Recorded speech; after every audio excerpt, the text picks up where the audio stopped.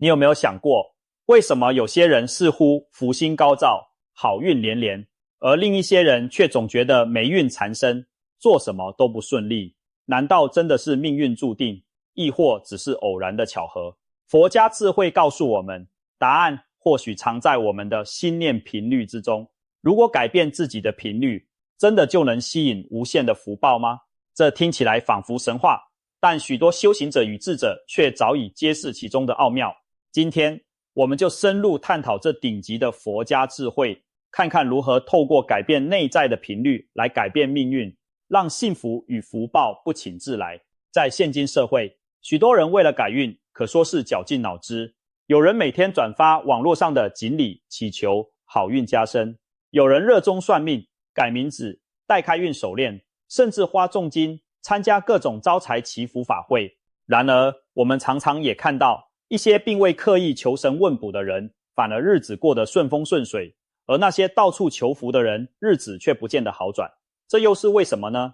佛法指出，外在的改运手段效果有限，如果自身的频率未调高，就算一时得到好运，也难以长久留住。与其向外抓取，不如向内寻找转变的力量。真正能翻转命运的秘钥，就藏在我们自己的起心动念之中。现代人常说，一个人频率高不高，或者形容某人自带好运气场，其实这里说的频率，指的正是我们内心散发出的能量和状态，也就是心念的震动。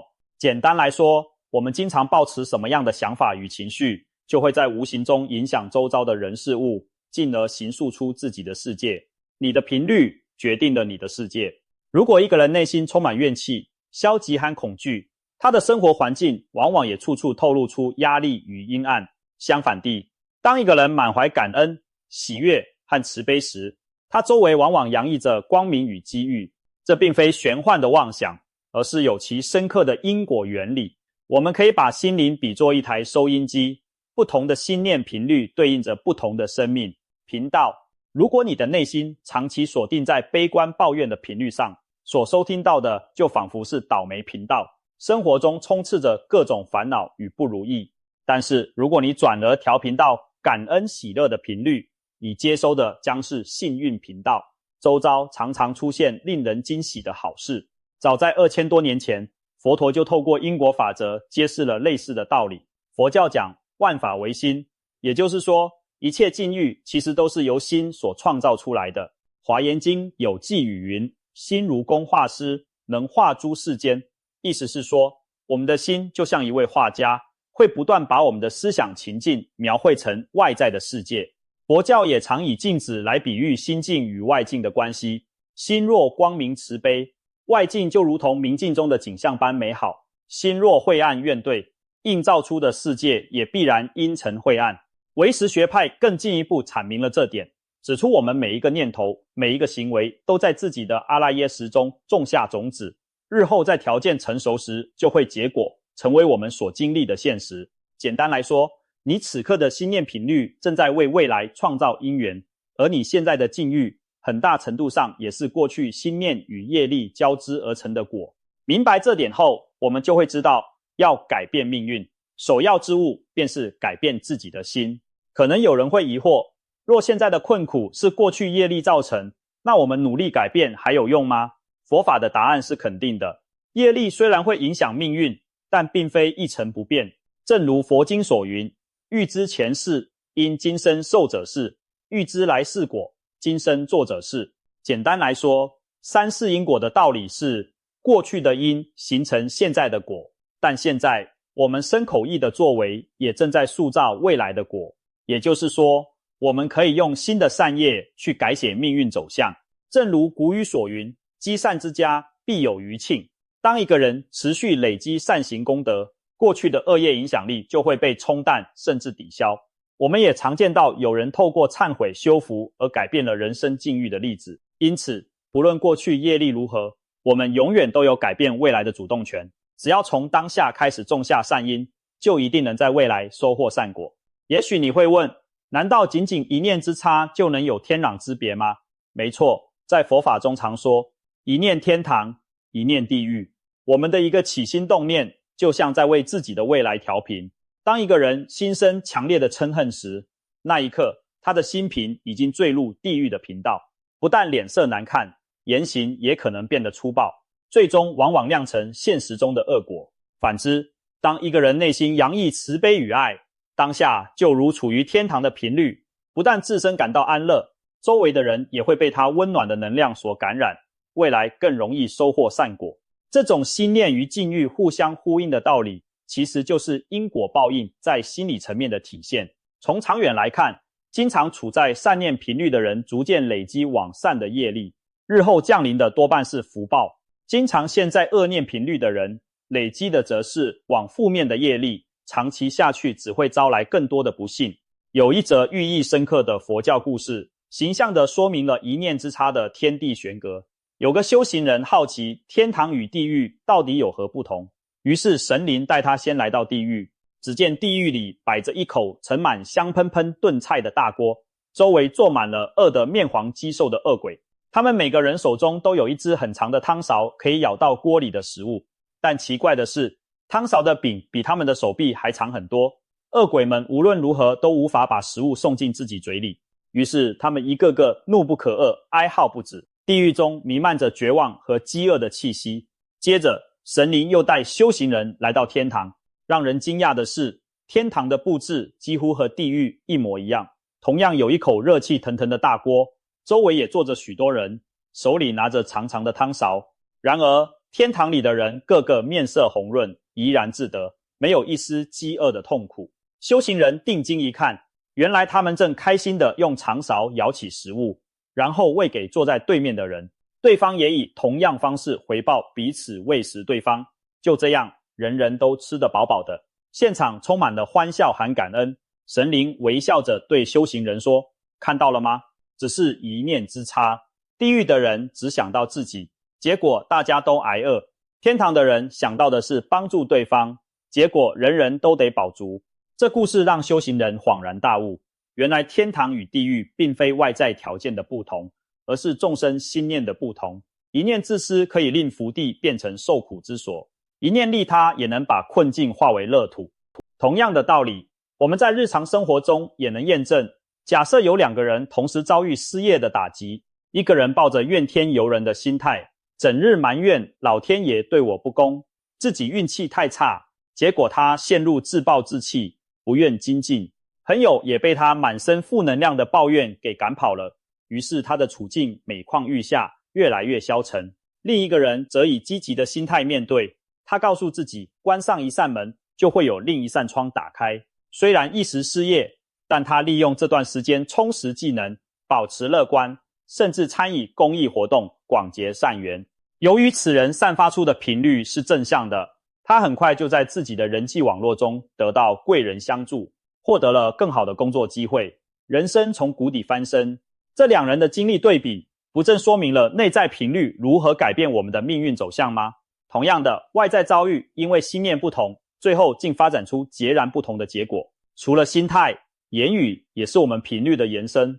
俗话说，良言一句山东暖，恶语伤人6月寒。我们经常挂在嘴边的话，其实反映出我们内心的信念，同时也在暗中塑造着现实。那些总爱说我不行，我很倒霉的人，等于在不断向宇宙传递负面的讯号，结果往往真的事事不顺，陷入贫苦与不幸的恶性循环。而真正有福气的人，从不轻易抱怨或妄自菲薄，他们习惯说的是没关系，我可以试试看，一定会有办法的。这并不是鸡汤式的自我安慰，而是一种积极频率的语言输出。当你嘴上说出积极的话，内心也会跟着产生力量，旁人感受到你的自信、乐观，自然也更愿意给予机会和帮助。相反地，如果我们经常说着消极负面的话，不仅他人会慢慢远离，连自己听久了都会信以为真，最终让负面预言成真。反观那些整日怨天尤人、充满恶念恶语的人，又是怎样的结局呢？民间也有不少这样的介入故事。传说古时有个庄稼汉，性情乖戾暴躁，田里稍有欠收，便大骂老天不公，动辄怒斥家人邻里，口出恶言。起初乡里还会同情帮助他，但渐渐的大家都被他粗暴的怨气吓跑了。结果他越过越穷，妻儿也相继离他而去。最后庄稼汉孤苦伶仃地病死在破屋里。村民在整理他的遗物时，发现了一本泛黄的佛经注解，上面写着：一念嗔心起，火烧功德林。可惜庄稼汉没有早些醒悟，让愤恨的猛火烧尽了自己命中的福泽。这则故事正好印证了负能量频率的可怕之处，在于持续的嗔恨怨怼，足以将原有的福报耗尽，把一手好牌打得稀巴烂。事实上，这种心念决定经验的观点也得到了一些科学研究的呼应。心理学上有所谓自证预言效应，指的是当一个人坚信某种结果时，他的行为会不自觉配合那个信念，最终使预期成真。如果我们相信自己会成功，就会更投入地准备和行动，成功率自然提高。反之，若认定自己会失败，往往意志消沉，裹足不前，结果真的一败涂地。不仅如此，情绪与生理的研究也显示出正负能量对人生的深远影响。有研究发现，经常怀抱感恩喜乐之情的人免疫力更强，压力荷尔蒙水平较低，患病几率更小，甚至寿命更长。相反，长期处于愤怒、抑郁等低频情绪下的人，心血管疾病和其他健康问题的风险明显上升。此外，一位美国医师大卫霍金斯博士提出了一个意识能量等级表，将人类的情绪状态按频率高低进行量化。他发现无条件的爱与喜悦属于高频状态，对应积极健康的生命能量，而羞愧、内疚、冷漠等情绪处于最低频。长期陷于这种状态的人，往往身心俱疲，厄运缠身。由此可见，调整心念频率不仅影响外在的运气，也深刻关系着我们的身体健康和整体生命品质。此外，一些有趣的非正式实验也支持好念头的正面力量。日本研究者江本胜曾做过著名的水结晶实验，将水分装在瓶中，在一些瓶子上贴上感恩、和平、爱等正向字词，另一些瓶子贴上厌恶、生气、愚蠢等负面字词，并每天对着它们发出对应的言语。若干天后，拿这些水滴结冰观察，发现贴有正面词语的水结晶形态完整而美丽，而贴负面词语的水结晶则支离破碎、丑陋不堪。这项实验或许不符合严谨的科学标准，但其结果令人深思的是，我们的意念和语言可能真的能影响周遭物质的微观结构。从这个角度看来，每个善念善语都像是在宇宙湖面投下一颗石子，泛起的涟漪终将传得很远很广，带来意想不到的影响。既然心念频率如此重要，我们应该如何有效地提升自己的频率，让福报源源不绝地涌向我们呢？佛法中给出了许多具体而简单可行的方法，让每个人都能从内在开始改变自己的能量场。下面我们就来探讨几个关键的修行法门。首先，从善念善行开始。佛教强调种善因得善果，我们想要未来有福报，现在就应该多种福田。行善积德不一定要花大钱，其实生活中随处都有机会。对别人展露善意的微笑，给予贴心的帮助，说一句温暖的话，甚至只是倾听别人的烦恼，这些都属于在播种善的种子。古人说，但行好事，莫问前程。当我们不计较回报地去付出，正是在培养一种高频的慈悲能量场。这种能量不仅让自己的心感到富足快乐，也会影响周围的人际关系。更微妙的是，当我们帮助别人时，其实就在帮助未来的自己。许多看似偶然的好运，往往都是过去某个善念的回响。试想，一个经常乐善好施、喜欢助人的人，谁会不愿意在他需要时伸出援手呢？古籍中就记载了一则善有善报的因果故事。从前有个贫穷书生，住在破庙之中，以讨饭为生。即便如此，他仍心地善良，每日从乞讨来的微薄食物中省下一点，用瓦罐熬成热粥，分给比他更饥饿的流浪企鹅。有一天夜里，书生梦见一位白须苍苍的老人对他说：“你天天施粥行善，感动天地，我这里有一份礼物要送你。”说罢，老人递给他一个锦囊。书生醒来，只当是一场幻梦。不料隔日一大早，他在庙外打水时，竟在井边发现了一个精致的锦囊，里面装满了闪闪发亮的金子。书生这才惊觉梦中所见竟成真。他用这笔钱开了粥棚，施食济民，后来考场金榜题名，仕途顺遂，一生安乐富足。人们都说这是他平日乐善好施换来的福报。这故事听起来或许传奇，但道理却很朴素。当一个人毫无保留地行善时，善念善行终将以某种形式回到他身上，这就是善行累积起来的福报力量。其次，学习感恩与喜舍。感恩是一种强大的正能量频率，懂得感恩的人内心常常处在富足的状态。当我们感谢生命中已有的一切，等于是在聚焦于丰盛而非匮乏，这种心态会吸引更多值得感恩的好事发生。相反，那些习惯不满和比较的人，目光总盯着自己没有的东西，结果只会感到越来越贫乏。每天不妨花几分钟默默数算自己的幸运，感谢那些看似平凡却可贵的人事物，例如清新的空气、一日三餐、家人的支持、一两个知心好友等等。当一个人心怀感恩，他散发的频率是平和而欢喜的，不仅自己快乐，也更容易得到他人的善意回应。至于喜舍，指的是见到别人得到好事时，发自内心的替对方高兴，而不嫉妒埋怨。这在能量上是一种大气与自信的表现，因为内心富足的人才给得出祝福。当我们真心祝福他人时，自己的频率也会提升到喜悦宽广的层次，反而会发现更多好事接踵而至。毕竟心胸开阔、不吝不妒的人，命运也不会亏待他。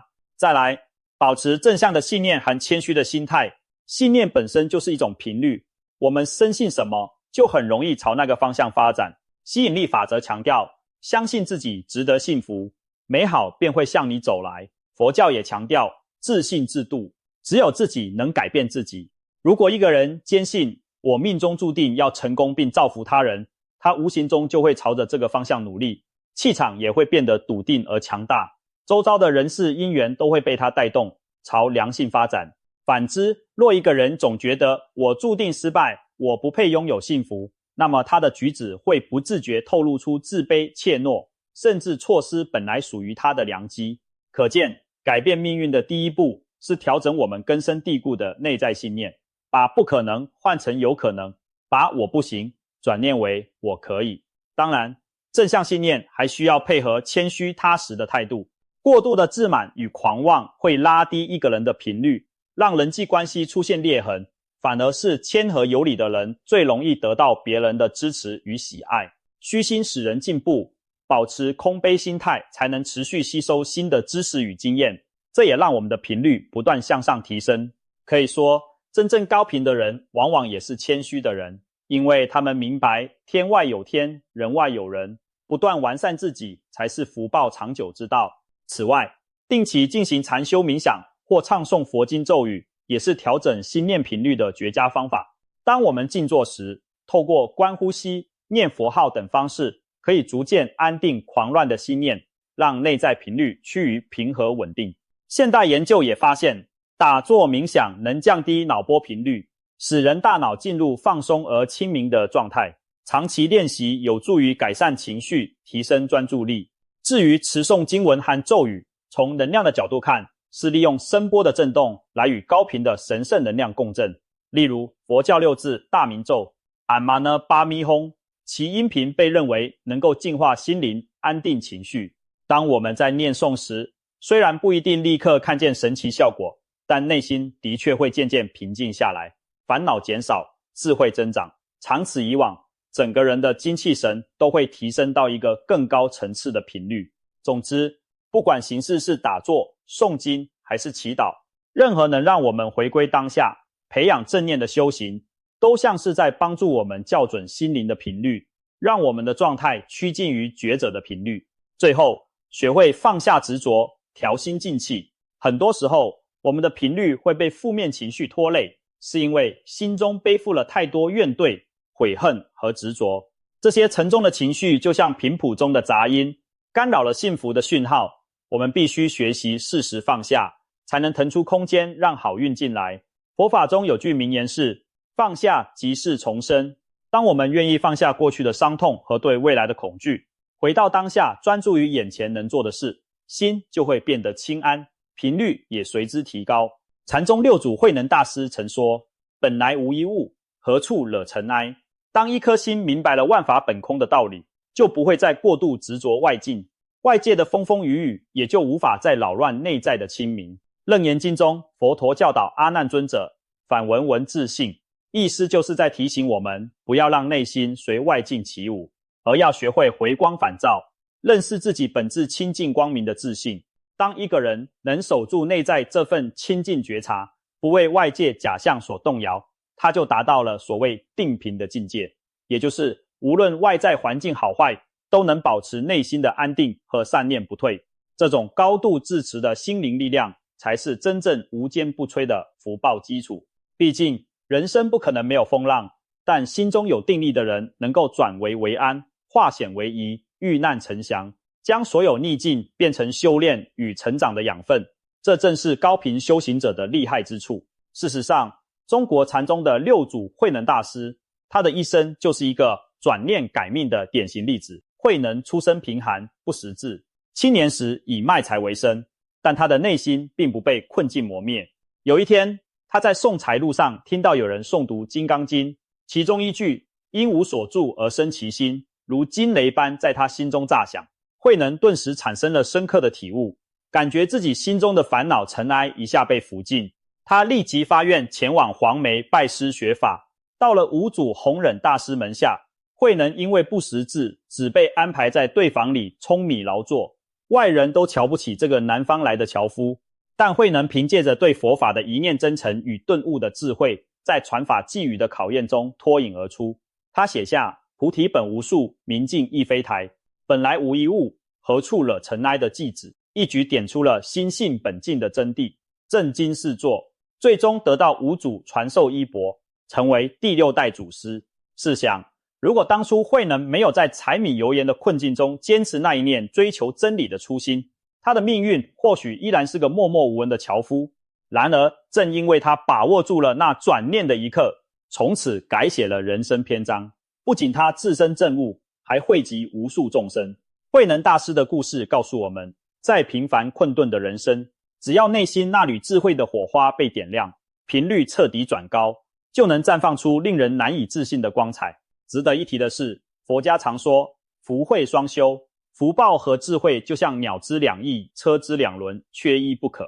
我们追求福报的同时，也要增长智慧，如此才能善用福报，让福报长久并造福更多的人。